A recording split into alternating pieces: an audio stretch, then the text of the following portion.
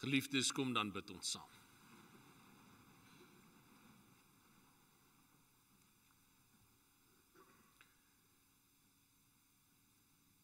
Here, om die Christen naam te kon verkry, het U gekom. Het U, Here Jesus, mens kom word en onder ons kom woon. En het U al ons skuld gedra. En van ons verloste sondaars gemaak. En daarom kan ons nie anders as om aan U al die dank en die eer en die aanbidding te bring, wat U alleenlik toekom. Dankie, Here, vir U genade. Dankie vir U woord, waaruit ons kan lees en waaruit ons kan leer. Dankie dat U die waarheid is, waarin ons elke dag kan vashou. En ons wil vra dat U ons ook in ons saamwees vandag hier sal seën. Seën met U woord deur U Gees. Seën met U krag, ook vir ons pad, wat vir ons voorlê. Ons vra, Here, spreek asseblief nou tot elkeen van ons, want ons is van U afhanklik. Ons bid dit en vra dit in Jesus se naam alleen. Amen.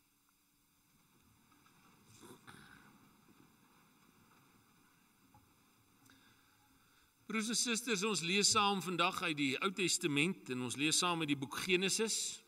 Genesis se 50ste hoofstuk.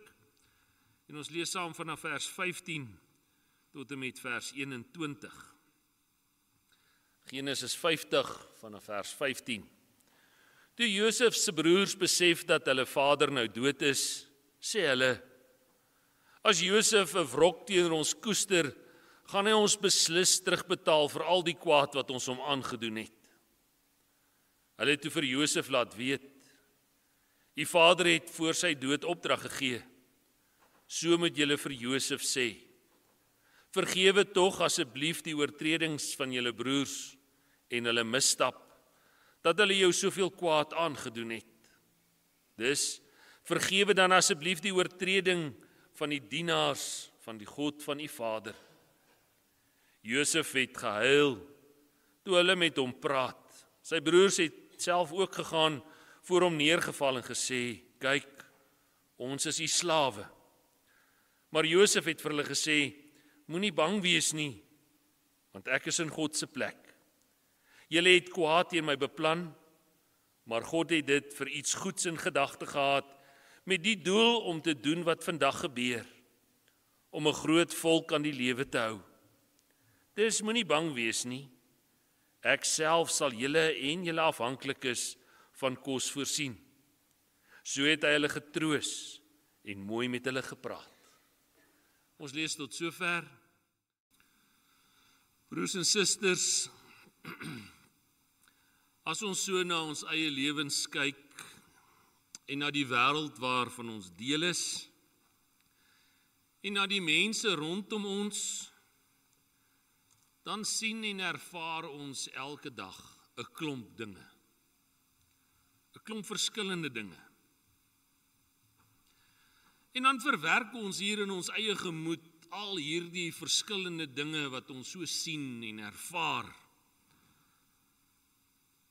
En vanuit ons eie denke en ons eie verwysingsraamwerk gee ons dan bepaalde betekenis aan hierdie dinge wat so deel word van ons lewens. En soos wat ons hierdie dinge verwerk en dit deel maak van ons eie lewens, word dit ons waarheid. Word dit die manier hoe ons dinge verstaan, word dit die manier hoe ons dinge wil aanpak, en word dit ons manier van doen.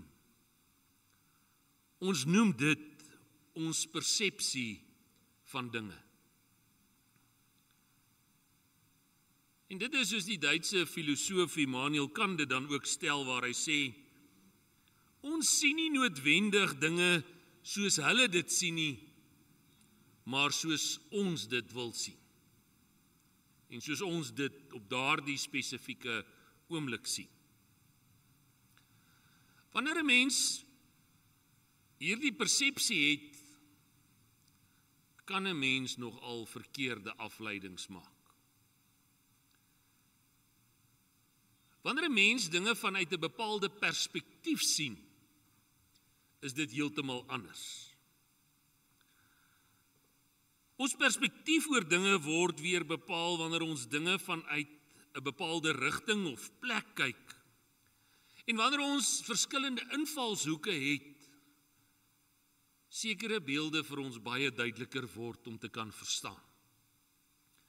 En al is daar dalk chaos in die een deel wat ons sien, is daar 'n duidelike prentjie vir ons sigbaar in ander tye wanneer ons na dinge kyk.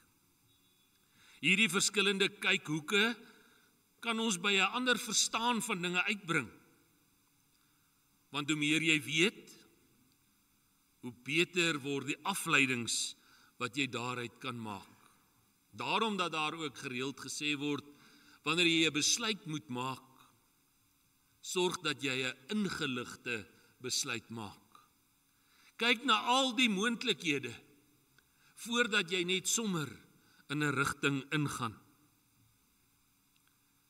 En so is dit ook in ons lewens elke dag. Ook in ons geloofslewe. Want dit is ook waar dat baie keer ons onsself in 'n situasie bevind waar dinge nie sin maak nie. Ons kyk vas teen vraagtekens, teen onsekerhede. Ons kyk so maklik vas teen dinge waar ons nie weet, maar hoekom nie? Hoekom moet hierdie dinge nou so deel wees van my lewe? Iets hiervan is sigbaar in die vorming van die twee voëls wat ons op die skerm gesien het. Uit chaos, maar met die regte perspektief, met die regte kykhoek, lyk dinge totaal en al anders. En so was dit ook in die verhaal van Josef, die ou dromer. 'n verhaal wat ons al hier van hoofstuk 37 af in Genesis van kan lees. En as ons aan Josef dink, dan onthou ons hom dadelik as daardie man met die mooi mantel, die baadjie, die jas wat sy pa vir hom laat maak het. Hierdie seun wat sy pa se lieflingskind was, wat voorgetrek was. En Josef was vir 'n bepaalde rede sy pa se lieflingskind en is voorgetrek omdat Jakob vir Laban moes werk om vir Rachel as vrou te kry. En hy het 7 jaar vir Laban moes werk. En toe die dag van die huweliksbevestiging aanbreek, het Laban vir Jakob verneek. En die ander sussie vir Lea vir hom gegee as vrou. En om nog 7 jaar laat werk om ook vir Rachel as vrou te kon kry. En Josef was die eerste kind wat hy by Rachel, die vrou wat hy aanvanklik wou gehad het, vir wie hy lief was, by gekry het. En aanvanklik was Rachel ook kinderloos. Het sy gesukkel om swanger te raak en uiteindelik het sy swanger geraak en is Josef gebore. 'n baie spesiale kind vir Jakob. Maar al hierdie dinge het natuurlik negatiewe effekte gehad op Josef se lewe. Hy het nie gekies om Rachel se oudste seun te wees nie. Hy het nie gekies om deur sy pa voorgetrek te word nie. Alhoewel hy dit heel waarskynlik geweet het, maar sy broers het hom gehaat. Hulle wou niks van hom weet nie. Hulle het hom gehaat omdat hy so voorgetrek word, en dan het hulle hom nog verder gehaat oor die drome wat hy gehad het. Drome wat hy vir hulle vertel hoe hulle nog as sy broers eendag voor hom sal kom buig, voor hom sal kniel en van hom afhanklik sal moet wees. En omdat hierdie broers niks van hom gehou het nie, het hulle aanvanklik beplan om hom te vermoor, maar later eerder besluit om hom te verkoop. En hulle het hom aan handelaars verkoop as 'n slaaf. Hierdie handelaars het hom weer in Egipte gaan verkoop aan Potifar, die hoof van die Farao se leiwag, die hoof van die Farao se weermag, om daar in Potifar se huis te werk. In hierdie chaos van Josef se lewe raak hierdie vrou van Potifar nog verlief op hom ook. En sy probeer hom verlei op allerlei maniere, en omdat Josef hom weerhou van haar en sê nee, ek stel nie belang nie, het sy hom valslik gaan aankla en beskuldig, en word hy onskuldiglik in die tronk gegooi.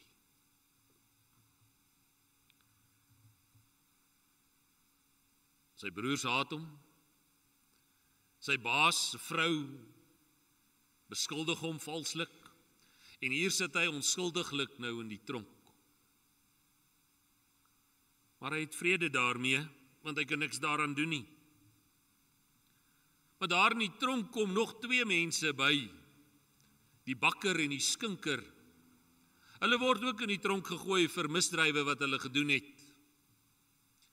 En elkeen van hulle het ook 'n droom. En Josef lê ook hulle drome uit. Die bakker sterf, maar die skinker oorleef. Hy word ook later vrygelaat, en toe die Farao 'n droom het, was hy daar om vir die Farao te vertel van Josef wat daar in die tronk is, wat kan drome uitlê. En toe nie een van die Farao se wyshere vir hom kon help om sy droom uit te lê nie, word Josef geroep, en kon Josef dit met gemak doen. En vertel hy vir hom dat sy droom beteken dat daar 7 vetjare sal wees. 7 jare van oorvloed in hierdie land Egipte. Maar dan gaan daar 7 jaar van hongersnood aanbreek. 7 maarjare, waar daar geweldige tekorte gaan wees. Nie net in Egipte nie, maar oral rondom hulle. En in hierdie proses word hy wat Josef is aangestel om hierdie nuwe projek van die been af te kry. Hy moet sorg dat daar genoeg kos sal wees wanneer die maarjare aanbreek. Josef het hierdie werk met al 2 sy hande aangegryp. En hy het gesorg dat daar genoeg skure is, genoeg geplant is, genoeg geoes is, genoeg geberre is, vir wanneer daar die maarjare kom. Josef het hierdie werk daar in die vreemde in Egipte met soveel oorgawe gedoen en met soveel oortuiging gedoen, dat die Farao so beïndruk was met sy werksaamhede, dat hy hom bevorder het tot onderkoning van Egipte. En daar het Josef vir hom 'n nuwe lewe moes vorm, moes uitkap, moes begin. Liewe broers en susters, in hierdie verhaal kom daar 'n klomp nuwe perspektiewe ten opsigte van ons geloofslewe ook na vore. Dat geloof van ons vertroue vra te midde van die lyding wat ons moet deurgaan. Dat geloof en vertroue in God nie beteken dat alles net met ons moet regloop nie. Maar ook in die tye wanneer dit swaar gaan, verwerp word. Josef deur sy broers verkoop word, wil vermoor word. Hy sy hulp en sy ondersteuning by God gekry het. Selfs in tye toe hy in die tronk moes sit, onskuldiglik, en sy lewensomstandighede hoe moeilik was, het die Here hom bygestaan. Geloof vra van ons dat ons sal steeds vertrou, ongeag dit wat ons hier sien en wat ons persepsie so maklik van dinge word. Geloof vra ook dat jy die groter prent moet raak sien. Dat jy nie net met oogklappe kan loop en net hierdie huidige omstandighede van jou as die alfa en die omega moet sien nie. Drome, eers Josef se eie drome en later ook die van die farao, lei vir Josef om God se groter prentjie en God se groter plan raak te sien. En deur al die lyding en swaar kry, het God met hom 'n plan gehad. Soos wat hy self ook sê in Genesis 50 vers 20. Julle het kwaad teen my beplan, maar God het iets groots in gedagte gehad. En met die doel om dit te doen wat vandag gebeur, het hy my hierdie pad laat stap om 'n groot volk aan die lewe te hou. Geloof vra dat ons ook met die perspektief moet gaan om die groter prentjie in ons lewens te gaan soek. Ons moet ook kyk met 'n geloof wat kan groei. Josef se verhaal begin met 'n verhaal van 'n voorgetrekte kind, 'n lievelingskind. Maar dan moet die lewe hom vorm. En hy word gevorm deur nederig te moet word, deur diensbaar te moet wees en met wysheid te moet gaan optree. Hy wat alles gehad het, moes gaan leer wat dit beteken om niks te hê nie. En om moed te hou. En sy geloof wat moes groei.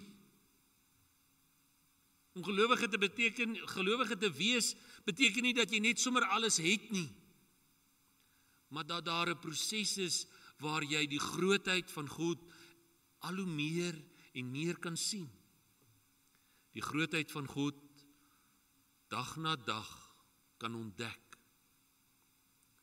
Maar dit vra van jou dat hy moet groter word en jy kleiner. Dat jy diensbaar moet wees. En dat wysheid wat begin met die dien van die Here, deel van jou lewenswêreld moet wees. Josef se geloof was nie maar net 'n persepsie nie, maar dit moes in 'n lewenswyse verander. 'n Manier van doen elke dag. En dan lees ons ook hoe hierdie geloof doen in Josef se lewe ook 'n werklikheid word, toe sy geloof lei tot versoening. Die klimaks van Josef se verhaal is nie dat hy die onderkoning in Egipte word en dat hy hierdie magshebber en hierdie regeerder is nie. Die hoogtepunt van Josef se verhaal is sy versoening met sy broers, waar hy hulle vergewe vir wat hulle aangedoen het en waar hy herenig kan word met sy pa en waar hulle almal saam met hom daar in Egipte kan woon. Sy geloof in God se genade het hom in staat gestel om te vergewe en 'n nuwe toekoms te bou. Broers en susters, so is dit ook met elkeen van ons elke dag. Ons sien onsself so maklik as slagoffers van negatiewe dinge wat met ons in die lewe gebeur. Ons is so maklik 'n jammer Jannie. Want kyk wat gebeur alweer hier rondom ons. Ons maak baie keer persepsies oor dinge wat nie die waarheid is nie. En miskien moet ons persepsies eenkant plaas en liewes gaan fokus op die kykhoeke wat God vir ons gee. Die groei geleenthede, die vertroue geleenthede, die versoeningsgeleenthede. Ons kry geleentheid om in ons eie lewens ook deur ons onsekerhede nader aan God te kan beweeg. En Paulus skryf ook iets daarvan vir ons in Romeine 5, vers 3 tot 5, as hy sê, verheug julle in die swaar kry. Wees bly wanneer jy swaar kry. Want ons weet, swaar kry kweek volharding. En volharding kweek egtheid van geloof. En egtheid van geloof kweek hoop. En die hoop beskaam nie, want God het sy liefde in ons harte uitgestort deur die Heilige Gees wat hy aan ons gegee het. Die groei lê ook nie in onsself nie, maar in dit wat God in ons moontlik maak deur sy Gees wat in ons woon. Ons vorming in die lewe is definitief nie altyd maanskyn en rose nie. Ons beland heel dikwels in uiters moeilike omstandighede en situasies.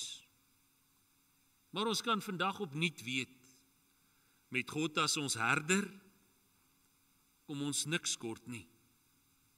Ons moet baie versigtig wees met ons persepsies, met ons besluit oor hoe dinge is, en eerder ons lewens vanuit ons geloofsperspektief aanpak.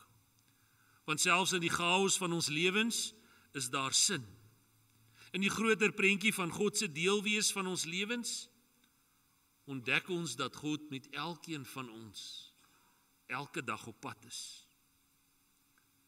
En dit is ook wat Martin Luther gesê en ontdek het 500 jaar gelede.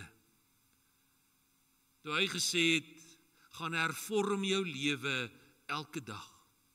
Maar gaan hervorm jou lewe nie rondom jou wêreldse omstandighede nie, maar gaan bou dit vanuit die bron van die lewe.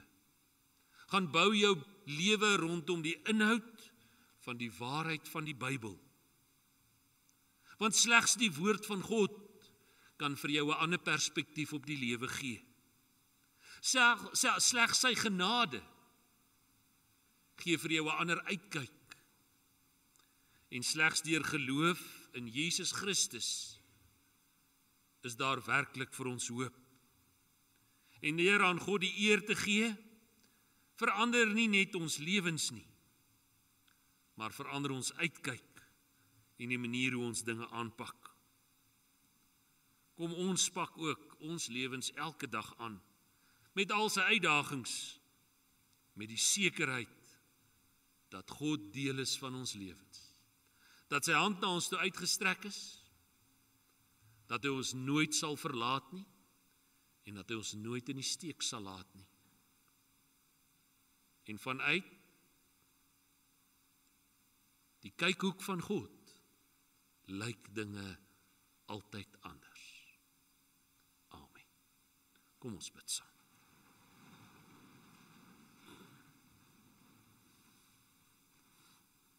Here, in die chaos van ons lewens wil ons so maklik afleidings maak en vir onsself waarhede vorm. Maar ons besef ook vandag dat U die waarheid is, die weg en die lewe. En dat ons net vanuit U woord moet leef. Dat ons met 'n ander perspektief na die lewe moet kyk, sodat ons die groter prentjie van U deelwees sal raak sien. En dat U ook met elkeen van ons elke dag besig is om vir U diensbaar te wees in hierdie wêreld. Maak ons gewillig en ontvanklik om dit wat U van ons vra, hartlik uit te leef. Wil jy asseblief saam met elkeen van ons ook wees in hierdie dag verder, in hierdie week wat so voor ons lê, met al sy uitdagings, met al sy onsekerhede, maar met die vaste hoop en sekerheid dat ons dit saam met U mag aanpak. En dat ons niks te vrees het nie. Want in U liefde en in U kragtige hande is ons altyd veilig. Here, ons dink ook aan hulle wat in hospitale is, ons dink aan hulle wat siek is.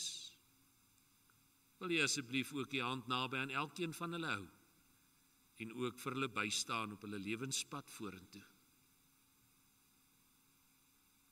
Here, U is ons hele lewe en daarom bid ons dit en vra ons dit alles in Jesus se naam alleen.